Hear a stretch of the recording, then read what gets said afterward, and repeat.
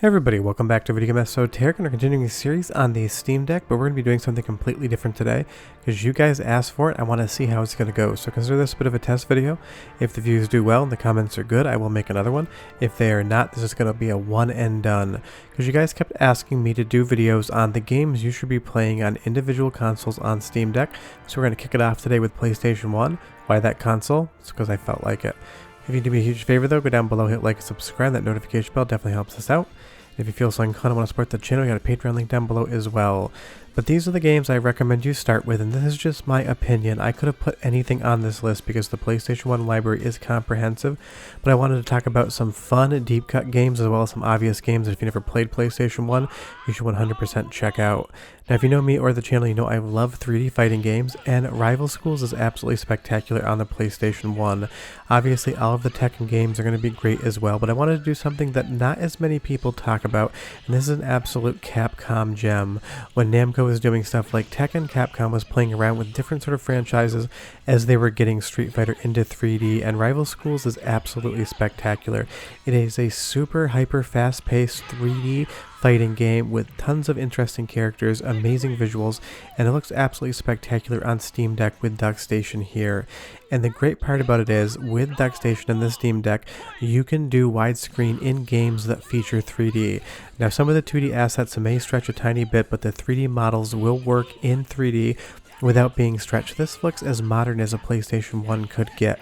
Trust me when I say it though, Rival Schools is absolutely spectacular, and I think a lot more people should be playing this game. It's a ton of fun, either against the CPU, but so much more with friends.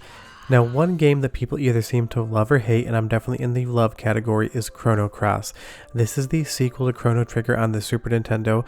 One of, if not the best RPGs ever made, and Chrono Cross is different than that game, and I think that's why a lot of people are a little bit suspicious of it. But I can assure you, if you're into JRPGs and you've never played Chrono Cross before, this adventure is going to be timeless, it's going to be huge, and you're going to lose so many hours to this game. And honestly, if you've never played Chrono Trigger before, you can jump into Chrono Cross, that is fine. But there's so many awesome JRPGs on the PlayStation 1, the list is almost limitless, but every time I think of a JRPG on the system, I don't go to Final Fantasy, I go to Chrono Cross. You can do much worse than Final Fantasy VII, but for my money, Chrono Cross has an amazing story, great graphics that work really well in DuckStation, and just a continuation of the Chrono Trigger game. That's 100% what I want. Well, we've talked a lot about 3D, let's move over to 2D, because the PlayStation 1, although known to be a 3D console, has a ton of different games that are pure 2D. Something like Gunner's Heaven here just shows what the PlayStation 1 could do when 2D was employed properly. Granted, it's never going to be able to rival the Sega Saturn as far as 3D is concerned, but it does an amazing job all the same. And getting right into the game here, if you've ever played Gunstar Heroes, you'll know exactly what you're getting. It's a pure 2D run and gun game, so much action going on screen at once, bullets flying everywhere, so many different enemies to kill in front of you. The screen is just filled all the time, and that's what's so much fun about this. It's got a little bit of a Metal Slug and Contra vibe to it, but it is just an absolute blast. Now the only downside is it is a one-player game, and that is a little bit of a miss, but honestly, whether you're playing on the train, on the go, or you pop your Steam Deck in a dock and play with a controller at home, this is just absolutely an incredible game, and it shows what the PlayStation 1 could do with 2D, because I wanted to mix up 3D and 2D games, because the Sega Saturn is always known for being the 2D powerhouse, but the PlayStation was no slouch either. But if you look at a lot of lists of the best PlayStation games of all time, if you see any 2D games appear, it's always going to be Castlevania Symphony of the Night, which is not a wrong opinion. It is one of the best games ever made, but there's so many other amazing pure 2D experiences on the PlayStation 1 that you should check out, and that's what's so great about the Steam Deck and DuckStation. It's going to allow a lot of people to discover a lot of games all at once, and I'm excited to see what you guys come up with. Now on the list of best PlayStation games of all time, one that I will talk about is going to be Ridge Racer R4. There's a reason this game is on the list, and that is because it is pure racing perfection on the PlayStation 1. The cutscenes are amazing and kitschy, the driving controls are perfect, the graphics are great for PlayStation 1, and with the DuckStation enhancements on Steam Deck it's even better. But this game also has a spectacular soundtrack, so go ahead and listen for like 45 seconds, hear what it sounds like coming out of the deck, and I will be right back. But enjoy.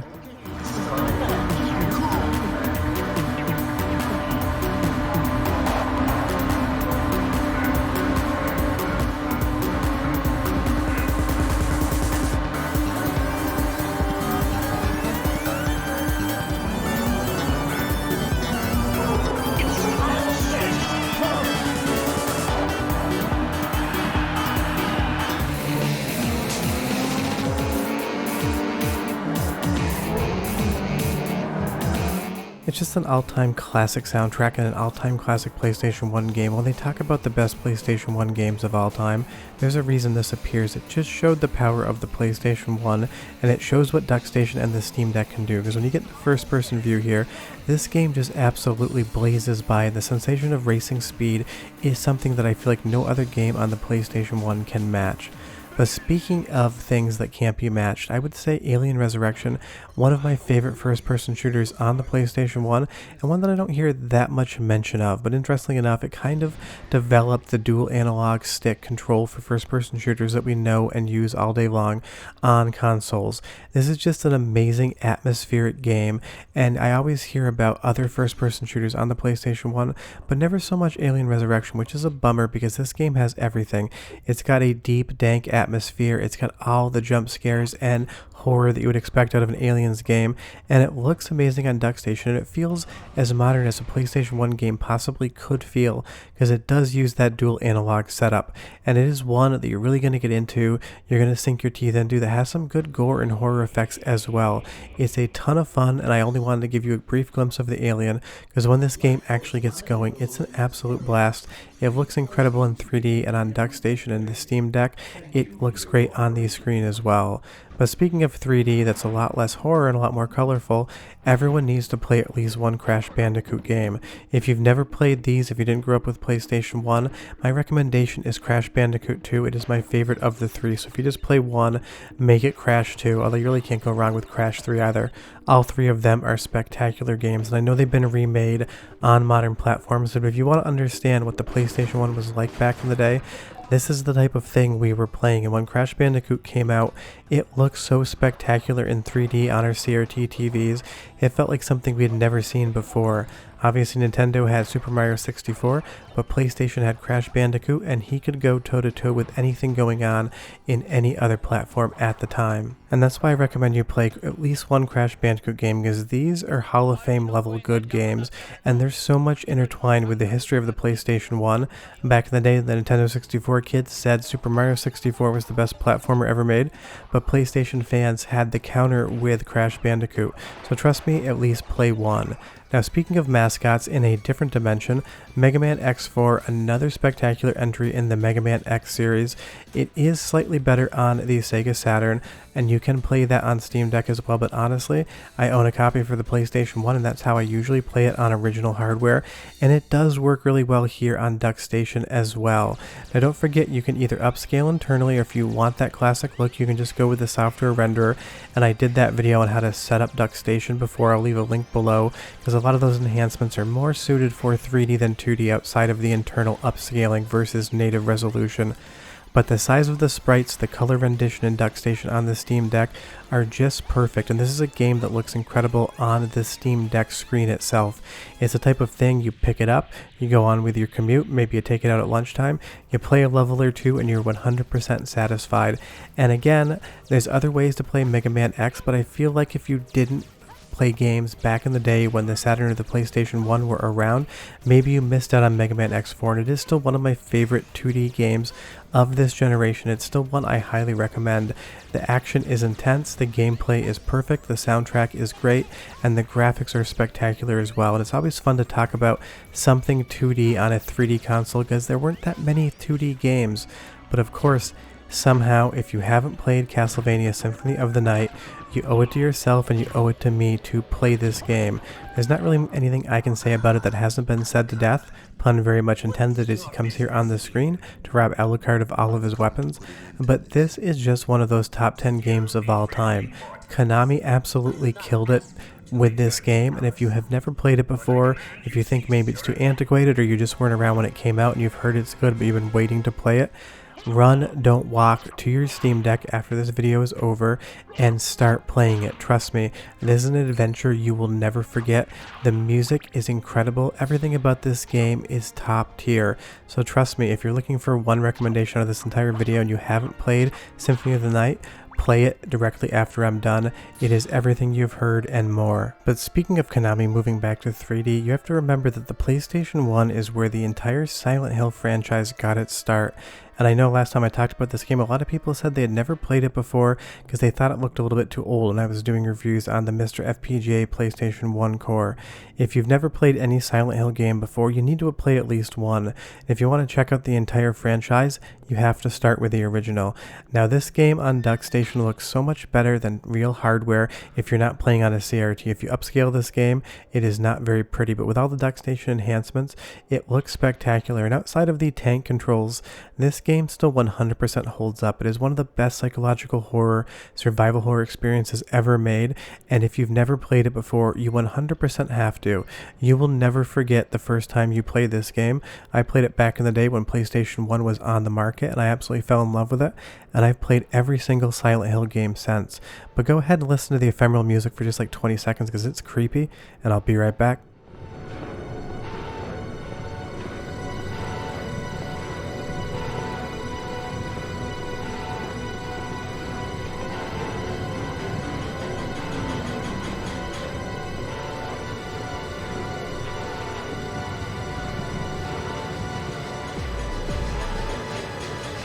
What is this? What's going on here?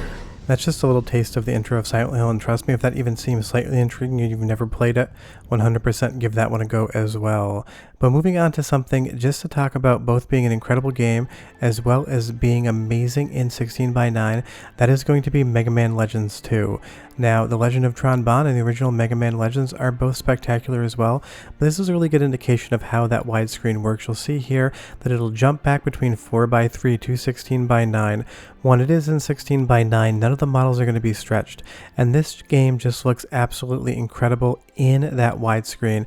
Coming into the first town here, Mega Man running around, all of the graphical stylings of this just work perfectly with DuckStation. I think it does an incredible job of upscaling, putting in those enhancements, but still leaving that slightly pixelated look that the PlayStation 1 is known for. And just running around with the Steam Deck in my hand playing Mega Man Legends 2, this is a game that I've beaten 4 to 5 times, and I kind of feel like I'm probably going to beat it 6th time on Steam Deck, just because it's so much fun to sit around on the couch with the Steam Deck in my hands and play this game again. And once again, it looks spectacular on the screen. When you come into this first church here, you meet this priest. You can kind of see that graphical shading style and how well it does look, and all of those chunky polygons for the candles being complete squares, it does hold up. There's probably a joke to be made there that the only way you can get blessed by the church is a donation, but I'll leave that up to you to decide. But again, this just looks incredible, and this is what is so good about DuckStation, especially on the Steam Deck. This in handheld mode is just a 10 out of 10. And don't worry, I know you're going to ask why I didn't include it, and I did. You can obviously play the original Metal Gear Solid on your Steam Deck as well. And again, it's a perfect place to do it. It is just so much fun. Obviously, if you watch the channel, you know I love stuff like Mr. FPGA, the FPGA recreation of hardware, but it's not like you can take Mr. in your hand and go out the door with it. That is where something like the Steam Deck comes in. It is the perfect portable solution to play pretty much every PlayStation 1 game ever made, and if you're not familiar with the hardware and you didn't grow up with it, there's so much to discover. But if you've somehow never played the original Metal Gear Solid or any games in the franchise, play it. It's spectacular. The series is just that good. But those are my recommendations just to get you started with PlayStation 1, and I could have made this an hour-long video with 50 recommendations, but I wanted to keep it to around 10. Short of that, leave me a comment down below and tell me what your favorite PlayStation 1 game is. If this video does well, I'll make more like it. If it doesn't, it's the only one. I'll see you guys next time. Bye-bye.